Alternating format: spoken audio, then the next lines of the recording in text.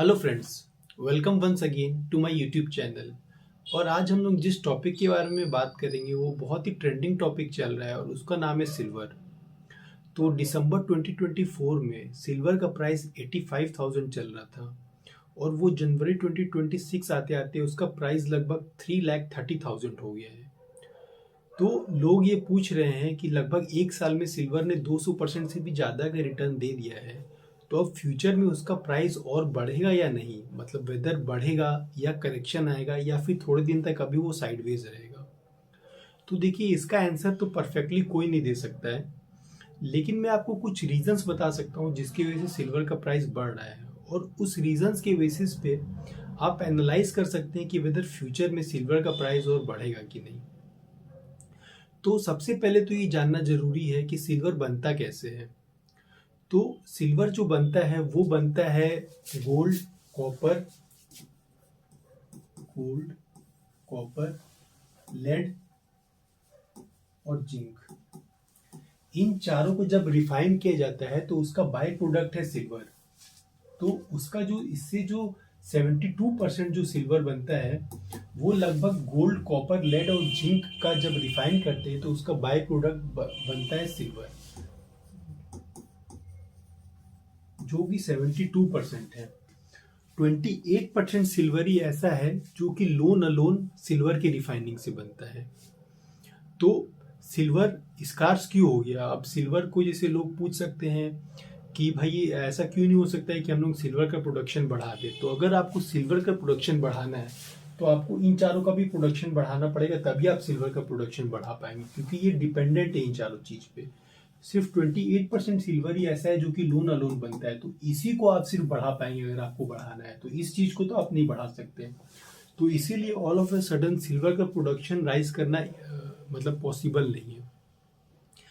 और अब हम लोग देखते हैं कि सिल्वर का यूजेज क्या है। तो सिल्वर का जो यूजेज है वो होता है डेटा सेंटर्स में, इलेक्ट्रिकल व्हीकल्स में और सोलर पैनल्स में। तो ये एक इंडस्ट्रियल मेटल है जिसका 59% यूसेज जो है, 59% यूसेज जो है वो इंडस्ट्रीज में होता है।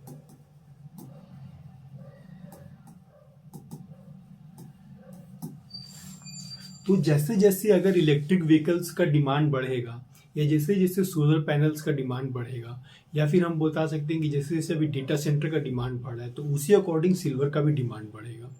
तो इसीलिए सिल्वर का डिमांड अचानक से बढ़ गया है और वो स्कार्स हो गया है, क्योंकि सिल्वर डिपेंडेंट है इस पे, तो उसको ज़्यादा रिफाइन नहीं कर पा रहे। तो पहला फैक्टर तो ये हो गया। दूसरा फैक्टर जो हो गया वो हम लोग का है जियो पॉलिटिकल टेंशन, एंड उसकी वजह से सेंट्रल बैंक जो है अपने रिजर्व्स में सिल्वर को ऐड कर रहे हैं। जैसे कि अभी यूक्रेन का वार चल रहा है, तो उसमें क्या हो रहा है कि जो सेंट्रल बैंक है, जैसे कि सऊदी अरेबिया की सेंट्रल बैंक या रशिया की सेंट्रल बैंक्स, वो गोल्ड के पहले तो गोल्ड को वो एज अ हेज अपने पास रखते थे, मतलब स्ट्रेटेजिक रिजर्व्स की तरह। तो उसी तरह भी वो गोल्ड के साथ साथ सिल्वर भी ऐड हो रहा है, क्योंकि जब भी कोई वार होता है तो लोगों का क्या है कि जो फॉरेन करेंसी है जैसे कि यूएस डॉलर या यूरो, तो उसके साथ साथ लोग दूसरे मेटल्स को भी, मतलब जो मेटल्स है उसको भी एज अ स्ट्रेटेजिक रिजर्व में ऐड करने लगते हैं। तो अभी क्या है कि सऊदी अरेबिया और रसिया जो है अपने जो रिजर्व्स है उसमें सिल्वर को ऐड कर रहे हैं अलॉन्ग विद गोल्ड। तो उस वजह से भी सिल्वर का डिमांड बढ़ रहा है। तीसरा जो रीजन है वो है चाइना का सिल्वर के एक्सपोर्ट पे रेस्ट्रिक्शंस। जनवरी 2025 में चाइना ने सिल्वर के एक्सपोर्ट्स को मतलब रेस्ट्रिक्ट कर दिया, पूरा 100% तो नहीं, लेकिन कुछ उसमें रेगुलेशंस लगा दिया। तो उसकी वजह से क्या होता है, चाइना जो है 65 to 70% of the world refined silver को मतलब चाइना अकेले 65 to 70% शेयर रखता है। तो उसकी वजह से भी सिल्वर का प्राइस बढ़ रहा है। चौथा जो रीजन है वो है जापान का रेट हाइक। जैसे ही जापान ने अभी अपने इंटरेस्ट रेट को नियरली जीरो था पहले जापान का इंटरेस्ट रेट, बोरोइंग रेट, अब उन्होंने उसको 0.75 कर दिया। तो जैसे ही जापान का रेट बढ़ा है तो पैसा वापस से जापान में जाने लगा है। तो जैसे ही पैसा वापस जापान जाने लगा है तो मार्केट में वॉलेटिलिटी आ गया है। तो जैसे ही मार्केट में वॉलेटिलिटी आ जाता है तो लोग गोल्ड और सिल्वर की तरफ शिफ्ट हो जाते हैं।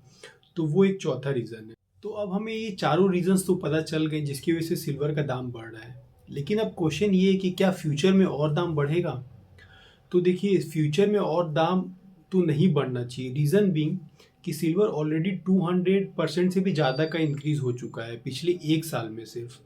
और अगर इसी टाइप से दाम बढ़ते रहा तब तो इलेक्ट्रिक व्हीकल्स में जो भी सिल्वर लग रहा है तो इलेक्ट्रिक व्हीकल्स ही बहुत कॉस्टली हो जाएगा, या you can say solar panels ही बहुत कॉस्टली हो जाएगा।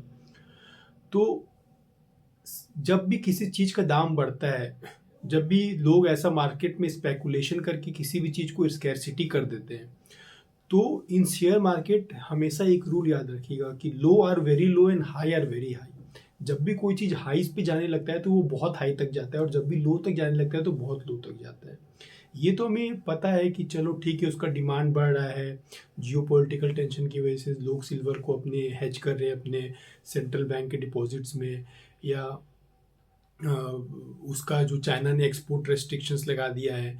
लेकिन उसकी वजह से क्या अचानक से 200% दाम बढ़ जाना चाहिए एक साल में, और लगातार क्या दाम बढ़ते रहना चाहिए? तो लगातार तो देखिए दाम नहीं बढ़ेगा, क्योंकि आप अगर इसका हिस्ट्री देखेंगे तो लगभग 2011 से 2024 तक सिल्वर ने कोई ज़्यादा खास रिटर्न नहीं दिया था, वो डाउनवेज रहा था। बल्कि पिछले 2011 से 2024 में आप देखेंगे तो 6-7 साल ऐसा था जब सिल्वर ने नेगेटिव रिटर्न दिया था। तो ये भी हो सकता है कि अभी उसका दाम बढ़ जाए, या ये भी हो सकता है कि उसमें करेक्शन आ जाए, या ये भी हो सकता है कि वो साइडवेज तक रहे। अगर आप सिल्वर में इन्वेस्ट करने का सोच रहे हो, अगर आपका रिस्क टेकिंग कैपेसिटी बहुत ज़्यादा है, तो आप डेफिनेटली सिल्वर में इन्वेस्ट कर सकते हैं। लेकिन अपने पोर्टफोलियो का 5 से 10% ही आप सिल्वर में इन्वेस्ट कीजिएगा, वो भी फॉर शॉर्ट टर्म, क्योंकि बहुत ज़्यादा चांसेस है कि आने वाले टाइम में सिल्वर के प्राइसेस में करेक्शन आए, और एक बार अगर उसमें करेक्शन आने लगेगा तो हो सकता है वो विद इन आप थोड़े दिन बाद जाएंगे तो हो सकता है उसमें साइडवेज भी चल जाए सिल्वर का मार्केट। तो ये तो अपने रिस्क टेकिंग एपेटाइट के हिसाब से, अगर आपको शॉर्ट टर्म में रिटर्न ज़्यादा चाहिए, अगर आप हो सकता है अगर आप 30-40% करेक्शन के लिए भी रेडी है, तो उस हिसाब से आप सिल्वर में इन्वेस्ट कर सकते हैं। नहीं तो सिल्वर से ज़्यादा जो बेटर ऑप्शन है, सिल्वर से कम वोलेटाइल जो है, वो गोल्ड है कंपैरेटिवली। हालांकि गोल्ड ने भी पिछले एक साल में काफ़ी अच्छा रिटर्न दिया है, लेकिन वो कम वोलेटाइल मेटल है, क्योंकि गोल्ड जो है वो अपने सेंट्रल बैंक्स का जो कोर होता है ना, वो कोर है, मतलब कोर रिजर्व है। मतलब गोल्ड तो सब रिजर्व करेगा ही, चाहे वो इंडिया हो, चाहे रसिया हो, चाहे यूएस हो, चाहे कोई भी कंट्री हो। सिल्वर हो सकता है कोई कंट्री करे, कोई कंट्री फ्यूचर में ना भी करे, लेकिन गोल्ड तो सब अपना स्ट्रेटेजिक रिजर्व में रखेगा ही। तो ये बात है, मतलब अगर आपको रिस्क चाहिए, रिटर्न चाहिए, तो आप सिल्वर में इन्वेस्ट करिए। अगर आपको रिस्क कम चाहिए, वोलाटिलिटी कम चाहिए, तो फिर आप सिल्वर से अभी फिलहाल के लिए थोड़े दिन के लिए दूर रहिए। आपको इन्वेस्ट भी करना है तो 5 to 10% ऑफ द अपने पोर्टफोलियो का आप इन्वेस्ट कर सकते हैं। तो हमने आपको सारे रीजंस बता दिए इस वीडियो में कि सिल्वर क्यों ऊपर जा रहा है, क्या फंडामेंटल रीजंस है जिसकी वजह से सिल्वर का जो डिमांड है अचानक से बढ़ा है, या वो मार्केट में स्कैर्स हो गया है। तो इस वीडियो के लिए इतना ही रखते हैं। अपना ध्यान रखिए। होप सो आपको सब समझ में आ गया हो अच्छे से। अपना ध्यान रखिए। शुक्रिया।